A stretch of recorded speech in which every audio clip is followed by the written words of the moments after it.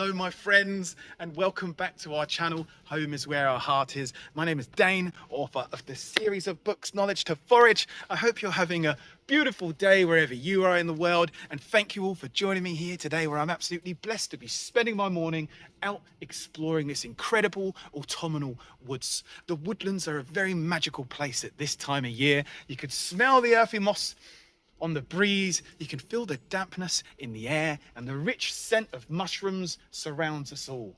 Autumn is a time of year where Mother Nature teaches us that it can be beautiful to let things go. And there's nothing more beautiful, magical, enchanting, and mysterious that you can find out in the woods at this time of year than a very special mushroom that goes by the name of the Fly Agaric. The Fly Agaric is the most famous and iconic mushroom in the entire world. It's rich in history, featured in fairy tales, and in one hand it's poisonous, and in the other, psychedelic and healing. So if you're interested, then come for a walk through this woodland with me, and let's dive into the weird and wonderful world of the Fly Agaric mushroom. So first things first, to find this mushroom, the Fly Agaric, we need to know where it grows. Well, it grows across Europe, Africa, Asia, Australia, and many more countries. And it's what's called mycorrhizal. This means this mushroom likes to make friends with certain types of trees. Fly Agaric loves to be friends with spruce, pine, and birch. And as we can see here, there's a silver birch, and this gets much more dense with birch trees. So we're going to head off the path this way down into this dense wood.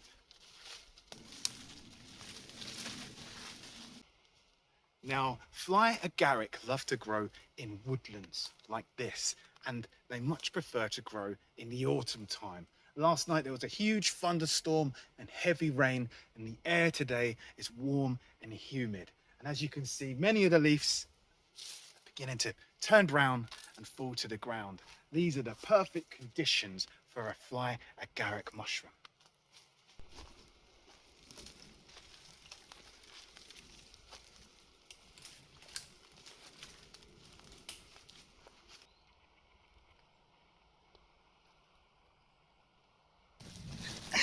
And here we found our first Fly Agaric mushroom. And as you can see, this one, he's well past his best. So we're going to keep looking, because where there's one, there should be more. The woodland's getting pretty dense, but it's worth it, because what's over there? Can you see them? Can you see them speckles of red? There's the rest. There's the Fly Agaric's family. Let's go over and introduce ourselves.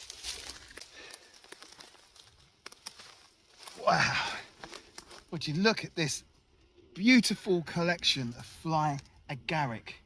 These ones are quite mature. You can see they're fully spread out, and they have a bit of a yellow tinge to them, meaning that they've aged considerably. But there's lots more younger specimens over there too. This mushroom, I just can't help but get excited when I see this mushroom, because it doesn't even look real. It looks like something out of a fairy tale. And this is why this mushroom has inspired so many fairy tales all throughout history. They believe that the Alice in Wonderland fairy tale was centered around this marvelous mushroom. Mario loves the Fly Agaric mushroom. Even the Smurfs live in the Fly Agaric mushroom. There's no fungus, marvelous mushroom out there that's more iconic and famous than the Fly Agaric mushroom. Just look how beautiful it is, bright red with white spots. Now, to identify this mushroom is super simple, because it's bright red with white spots. When we look down towards the base, if we want to get more detailed, we can see it has a shaggy base. Then up its white stem, it has a single skirt running around it. Then the top is round when young and opens all the way up flat into the toadstool that's bright red with white spots. And these white spots are actually from when the fungi, the fungus, the Fly Agaric itself grew and hatched from its fungus egg. And these are the remnants on top.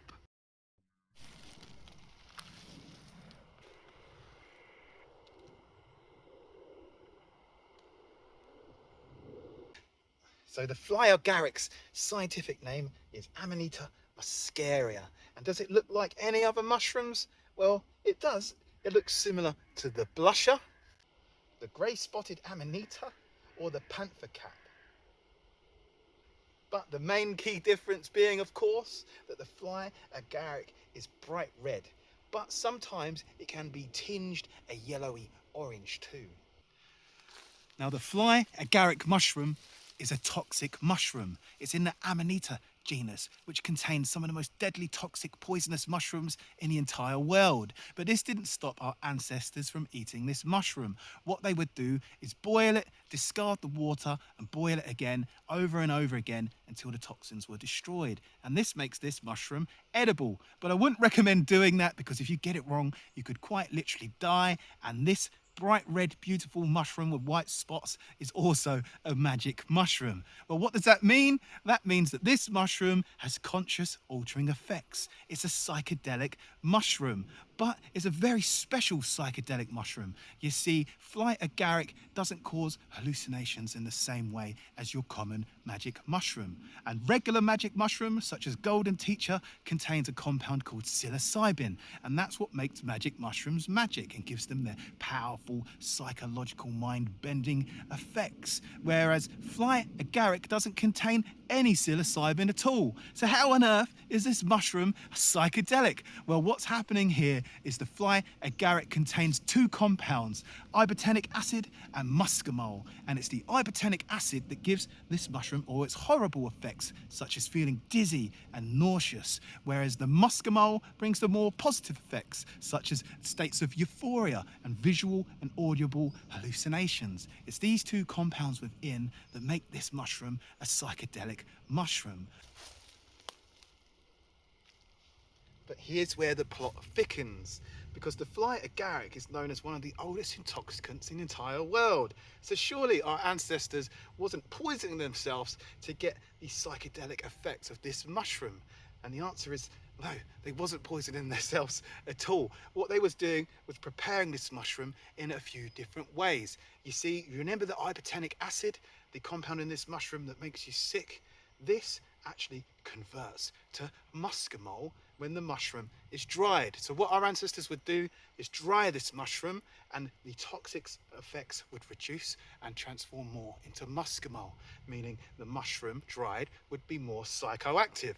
They'd then take this mushroom and they'd either eat that or make it into a tea, or they'd ferment it in milk, which would then convert even more of the ibotenic acid into muscimol. And this is where the Fly Agaric's name descends from. You see, many people believe that it's called the Fly Agaric because people were said to put the mushroom in milk and this would attract flies and kill them. They believed that it was being used as a fly trap. But was they using this mushroom to kill flies by placing it in milk, or was they fermenting it in milk to create a powerful psychedelic drink? And maybe flies were being killed as a consequence of that. What do you think our ancestors were up to? Now, as you could probably imagine, a bright red mushroom with white spots and toxic and psychedelic effects caught the attention of our ancestors. There's no mushroom that has a more colourful history than the Fly Agaric. And my favourite history of the Fly Agaric still potentially affects our traditions today in the modern world. You see, over in Siberia, the Fly Agaric was used in shamanistic practices. They'd collect this mushroom every winter solstice and take it for the spiritual insights that they'd receive. They'd also travel round the towns handing out these nature's gifts, visiting people to share the spiritual insights. Whilst doing this, they'd wear red and white clothes in celebration of the Fly Agaric mushroom. And because it was winter in Siberia, more often than not, the houses they'd visit would be snowed in. So they'd have to climb in through the smoke hole, the chimney, to give out these gifts. Now, it doesn't end there. This tradition also can potentially be seen in the reindeer that we celebrate each year, because reindeer love to eat Fly Agaric mushrooms, and when they eat them, they obviously experience the visual and audible and euphoric effects, and they jump around as they run across the wild. They jump so high that it can look like they're attempting to fly. So the reindeer are running and jumping, looking like they're flying, whilst the shamans were going around in their red and white clothes, climbing down chimneys, giving out gifts. Perhaps this is what inspired Father Christmas to wear his red and white robes and Rudolph the red-nosed reindeer.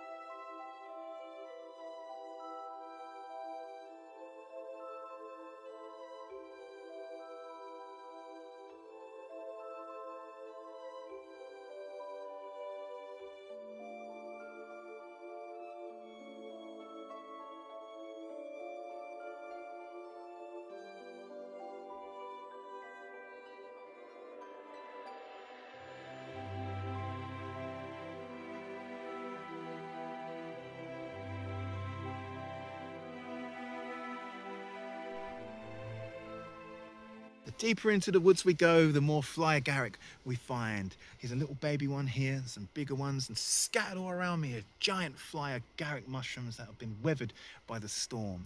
Now, we spoke about the history of the Fly Agaric, its toxicity and psychedelic effects, but what about this mushroom's medicinal properties? Well, the medicinal properties of the Fly Agaric come from two places.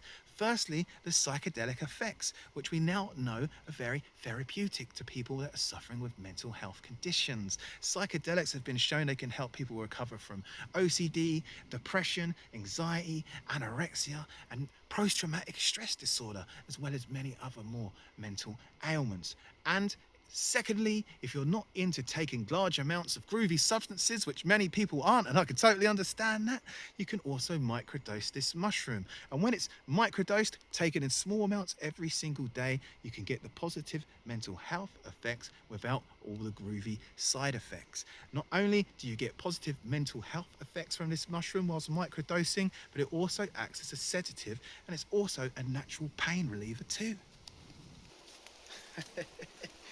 So there we have it, people, the Fly Agaric mushroom, a toxic mushroom, a psychedelic mushroom, a medicinal mushroom, and a mushroom rich in history. As always, it's been a pleasure.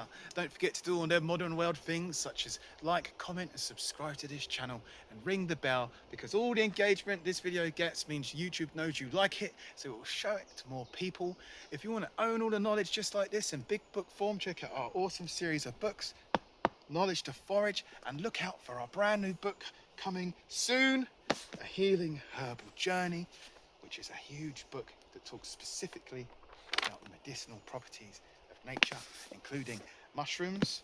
Check out our follow along foraging for our monthly educational subscription packs, but most importantly of all, take care of yourselves, and I'll see you all next time. Peace.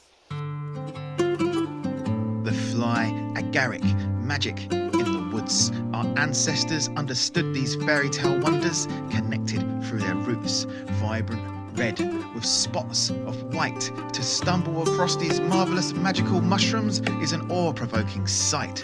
Toxic yet healing, nature's key to the brain. Some say they'll lead you to madness, while others say they'll soothe your mental and physical